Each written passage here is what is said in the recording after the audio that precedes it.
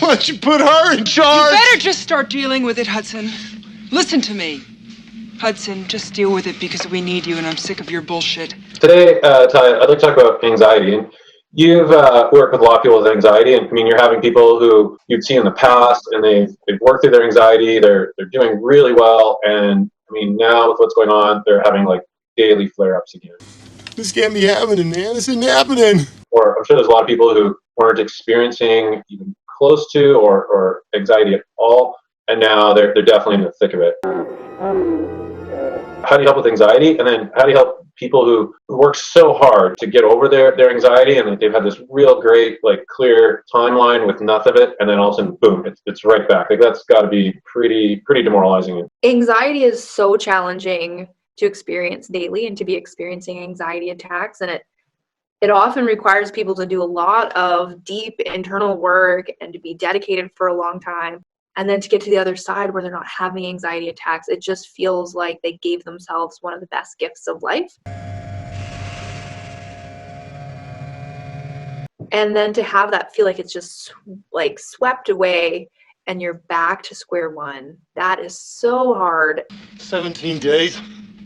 Hey, man, I don't want to rain on your parade. We're not going to last 17 hours. And it is so demoralizing, so I'm glad you chose that word. I probably channeled Barbara Walters for that one. This is 2020. This is 2020. This is 2020. So I think that first is to remember you're not actually back at square one, right? You're not actually back in time to where you were before.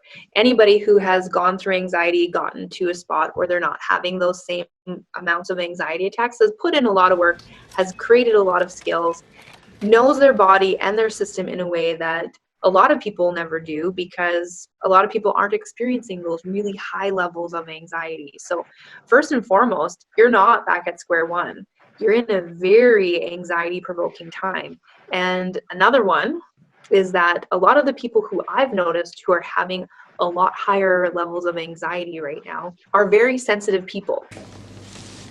Highly sensitive people generally actually have more nerves in their body and are picking up on more stuff. And so with there being this broad anxiety kind of sweeping the globe, that highly sensitive people are picking up on it more than other people are, which is kind of just interesting to me as a therapist anyway, because being sensitive, you pick up on things. You pick up on beauty, you pick up on love, you pick up on excitement, and you pick up on anxiety and fear and panic and terror as well. You pick up on everything. It's kind of like a lightning rod. So one of them is knowing that for some people, this is going to be normal to be experiencing higher levels of anxiety, as there's more stress in our societies right now.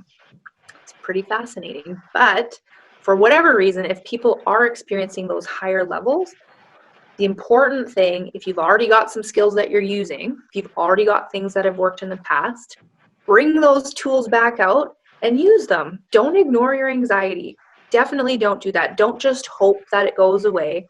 We know that that's not the best strategy. Do your breathing if that works. Do your journaling if that works. Call a friend, call a therapist, go for a walk, make sure you're eating well. Whatever you've done in the past that has worked, try that stuff out now. If your anxiety is up here, your body is up here, and we need to bring it down. So calming activities, whatever that might be for you, everyone's a little bit different.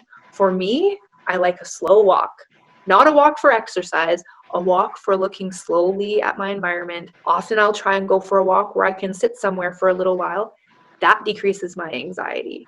I'll make sure that I'm taking time to cook delicious food because I'm slowing myself down. That will decrease anxiety.